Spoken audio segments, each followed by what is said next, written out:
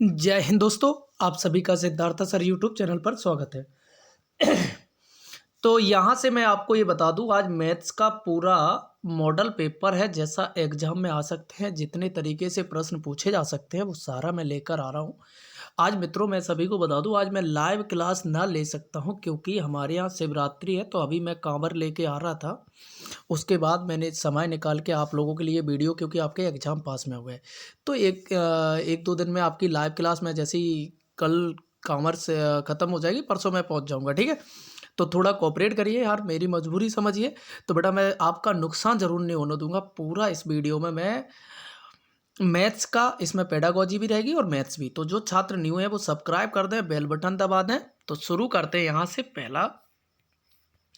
तो देखिए, ये सिंपल सा, देखो जिस तरीके से पूछे जा सकते वही प्रश्न मैं लेकर आ रहा हूँ। तो देख रहे, यहाँ से संख्या 90, 70, 7 को, यानी कि यह कह सकते हैं 90,707 को 9 से भाग देने पर शेषफल क्या होगा। तो जब भी इस तरीके का प्रश्न आता है तो देखो, सभी को बिल्कुल ईमानदारी के साथ अच्छे से करना है, जल्दबाजी की ज़रूरत नहीं। आराम से देखो, यहाँ से देते हैं 9 का पूरी संख्या में 9 दशमलव 90 पूरे कट गए। अब देखो 70 में देंगे 9 63, 63 जैसे ही घटाएंगे तो कितना बचा, 7। उतारा लिया पीछे वाले 7 का, तो 9 का पढ़ो पढ़ो 9 8 72। तो यहाँ से घटाएंगे तो क्या बचा है, 5 नहीं बचा है। तो आंसर क्या हो जाएगा, यहाँ से तो पूछ रहे थे शेषफल क्या होगा। तो शेषफल क्या हो जाएगा। तो जब भी इस तरीके का प्रश्न, आप ज़्यादा ही बिल्कुल वीक है आपका गणित, तो आप ऐसे भी लिख के आप भाग दोगे तो आराम से ऐसे भी कर सकते हैं। तो ये दो तरीके हैं। ठीक है, तो चलिए मैं आगे बढ़ता हूँ यहाँ से। तो यहाँ से कह रहे हैं कि निम्नलिखित में से किस विभाजन में शेष उससे होगा जब आप 176 को 3 से विभाजित, अच्छा, उससे अधिक होगा। ठीक है, ये कह रहे हैं कि जो शेष उससे अधिक होगा जब आप 176 को 3 से, कह रहा है कि 176 को 3 से विभाजित देंगे, जो शेष आता है कौन सी ऐसी संख्या जिसमें उससे ज़्यादा आएगा। तो देखो, पहले हम यहाँ देख के चेक कर लेते। देखो 3 का करें, 3 5 15, तो बचे कितने, 2। तो यहाँ से 26 होगा। 26 में देखो 7 21 63 24 घटाएंगे तो शेष कितना बच रहा, 2।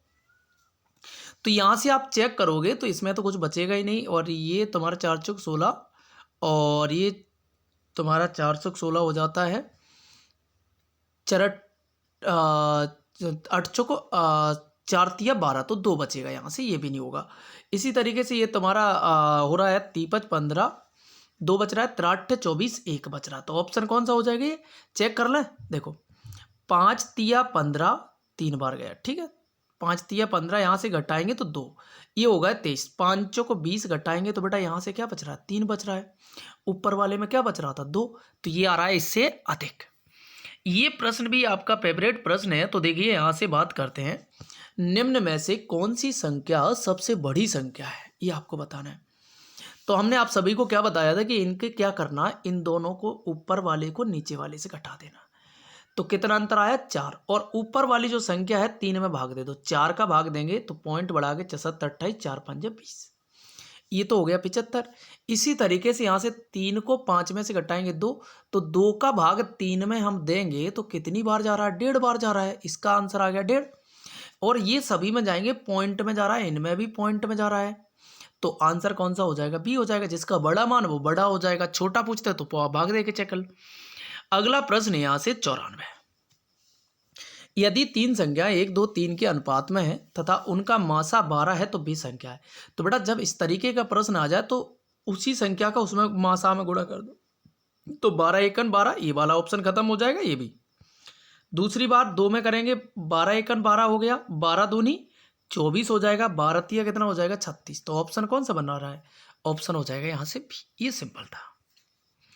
अगला कह रहे हैं कि भैया, यहाँ से एक संतरे का मूल्य 2.5 रुपया है। 2.5 रुपया मतलब 5/2, यही होगा।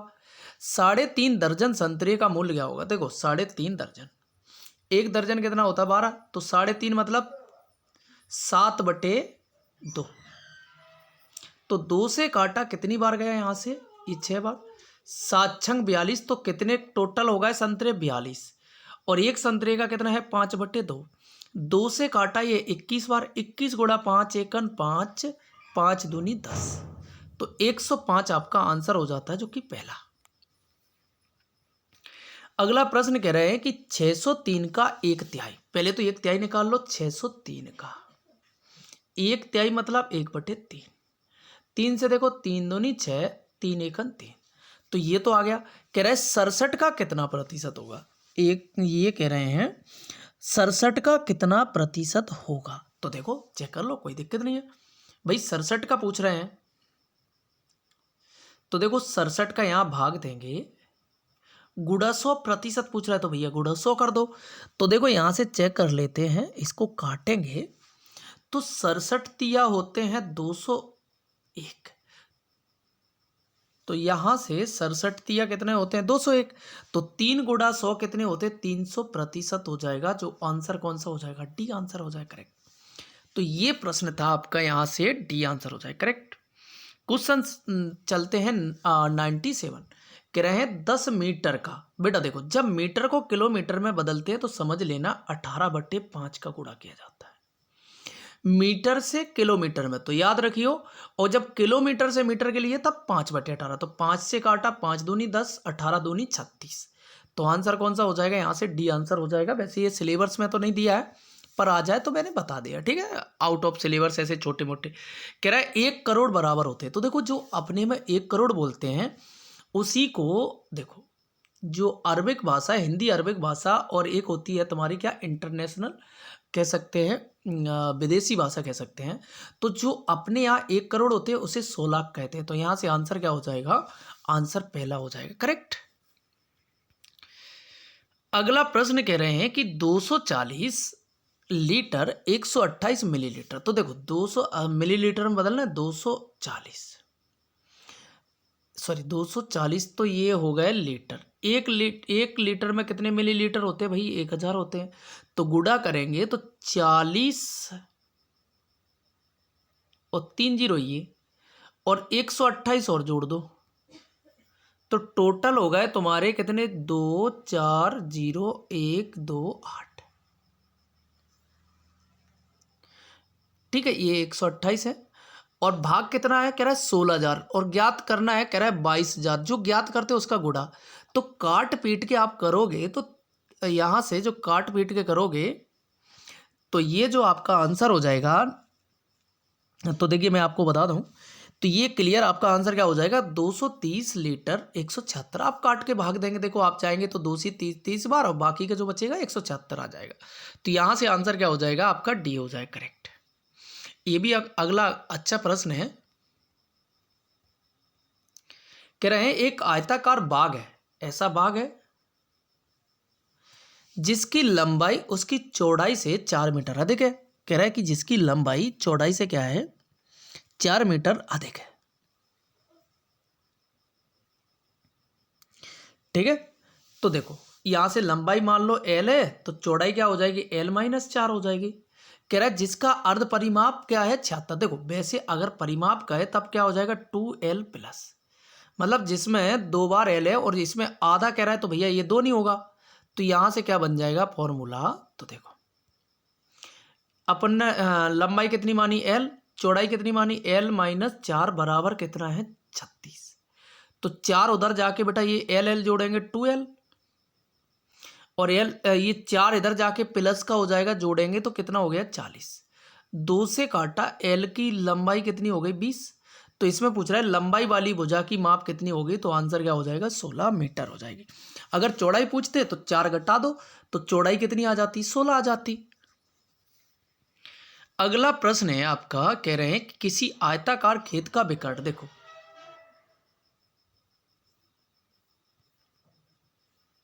बेटा विकर्ण जैसे ही कहते हैं तो सीधी बात है आप ट्रिपलेट लगा दो। ट्रिपलेट क्या होता है, 8 15 का।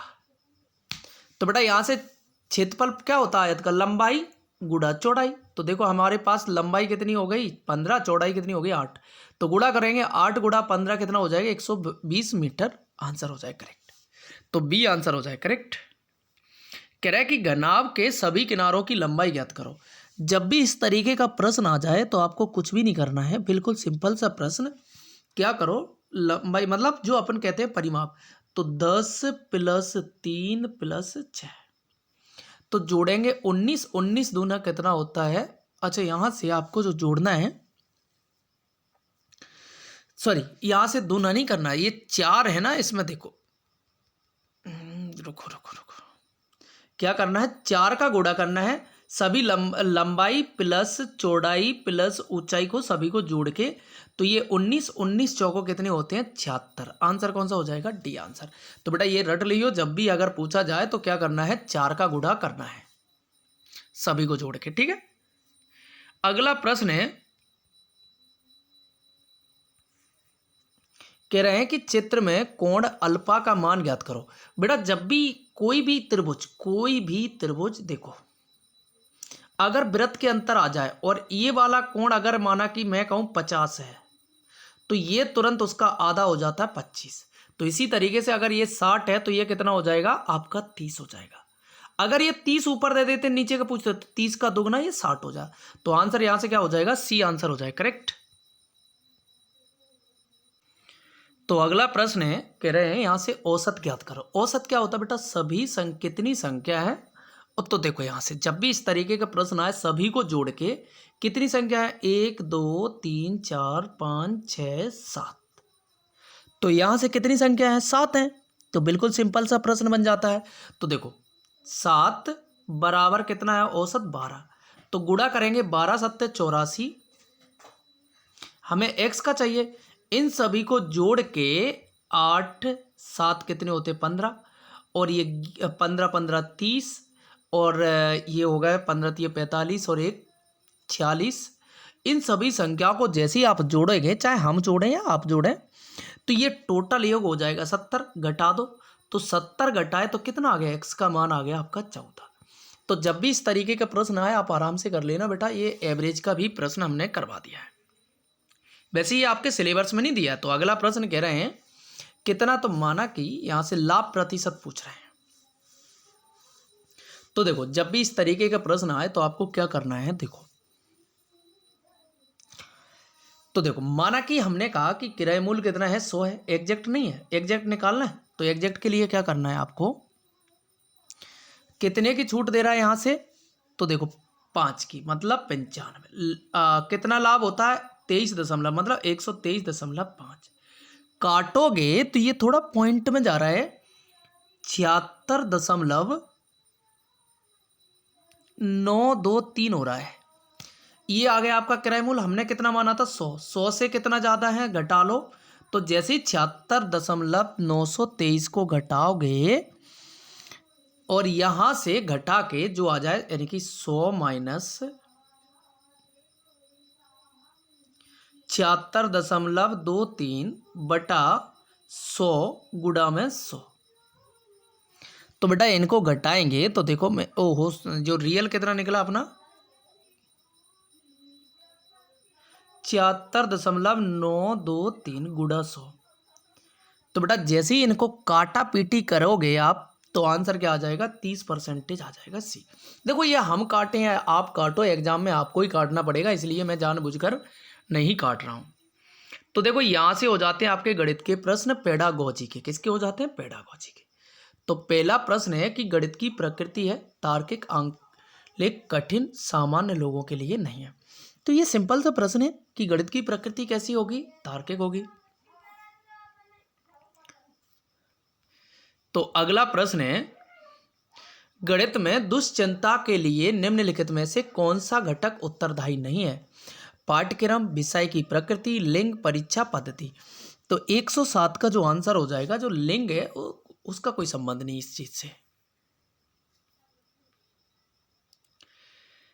अगला प्रश्न है, वैदिक गणित आजकल विशेष रूप से प्राथमिक विद्यालय के बच्चों को बहुत लोकप्रिय होता जा रहा है। इसका प्रयोग निम्नलिखित में से किसके विकास या संवर्धन में होता है।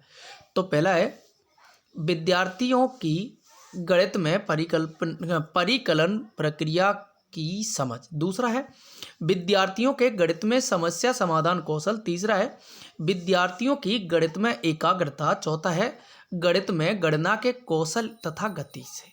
तो बताइए, तो 108 का जो आंसर हो जाएगा क्या आंसर हो जाएगा? गणित में गणना के कौशल और गति से ये वैदिक गणित का तभी यूज होता है।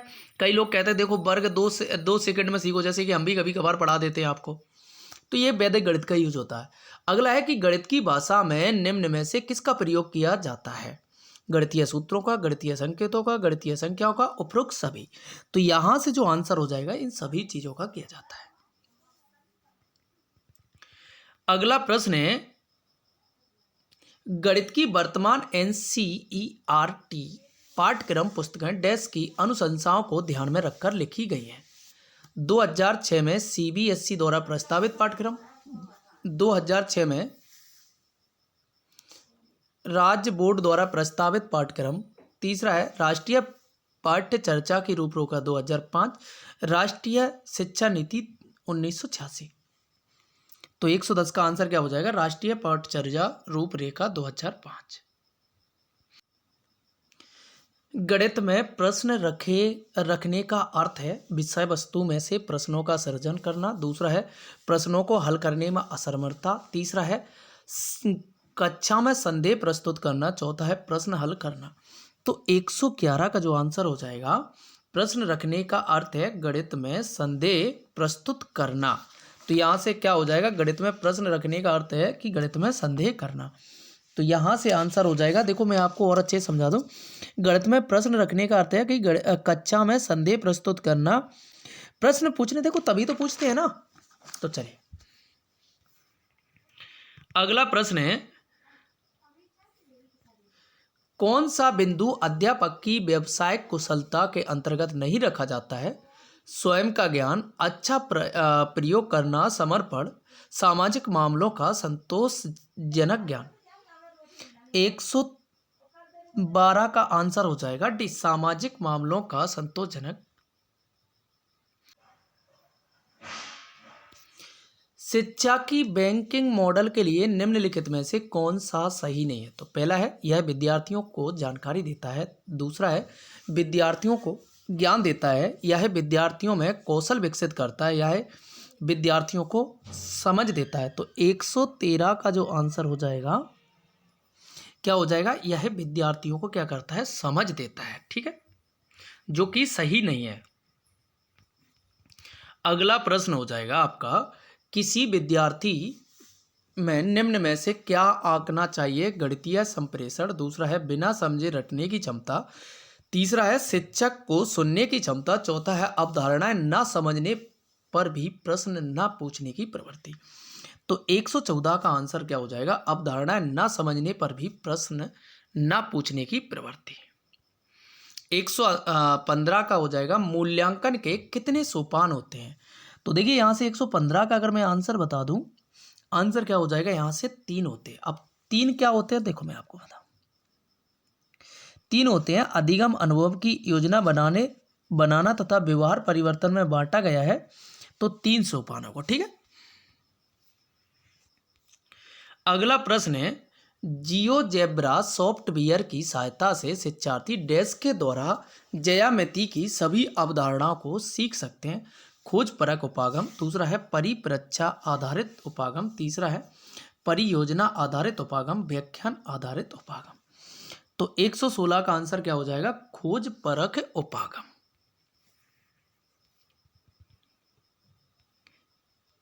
117वां है, जियो बोर्ड किसके शिक्षण का एक प्रभावी साधन है?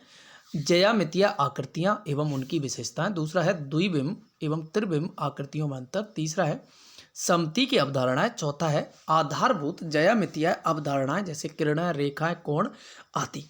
तो 117 का जो आंसर हो जाएगा मैं आपको बता दूं, ज्यामितीय आकृतियां एवं उनकी विशेषताओं के लिए। अगला है, गणितीय शिक्षण की विधि जो छोटी कक्षाओं को पढ़ाने के लिए उपयुक्त नहीं है वह है विश्लेषणात्मक विधि, व्याख्यान विधि, प्रयोगशाला विधि, आगमन निगमन विधि। तो 118 का अगर मैं आंसर की बात कर दूं तो व्याख्यान विधि है जो छोटी कक्षाओं के लिए उपयोगी नहीं है। तो देखिए जो व्याख्यान विधि है अमनोवैज्ञानिक तथा शिक्षक केंद्रित विधि है, यह बाल केंद्रित शिक्षण प्रणाली नहीं है, अतः छोटी कक्षाओं में इसको अनुपयुक्त माना जाता है। ठीक है, 119वां है, बताए गए नियमों को उदाहरणों में प्रयोग कर उनकी पुष्टि करना किस शिक्षण विधि से संबंधित? निगमन विधि, आगमन विधि, संश्लेषण विधि, विश्लेषण। तो ये प्रश्न तो मैंने कई बार रटवा दिया है कि बताए गए उदाहरणों को नियमों को उदाहरणों में प्रयोग कर उनकी पुष्टि करना किस शिक्षण विधि के अंतर्गत आता है? तो बेटा आंसर क्या हो जाएगा? निगमन विधि के अंतर्गत आता है। प्रश्न नंबर है आपका यहां से 120वां। एक बच्चा मानसिक रूप से 27 + 38 को 65 के रूप में परिकल्पित कर, जब उसे योग करने के अपने तरीके के बारे में व्याख्या करने के लिए कहा गया तो उसने प्रतिक्रिया के रूप में कहा कि 38 40 के नज़दीक है, इसलिए 27 + 40 67 है, तो मैंने 65 को प्राप्त करने के लिए 2 घटा दिया। योग करने की यह युक्ति डैश है पुनर्समूहकरण, प्रतिकारी, समृद्धि कारक, प्रत्यक्ष, प्रतिरूपण। तो 120 का जो आंसर हो जाएगा सभी का प्रतिकारी विधि मानी जाती है।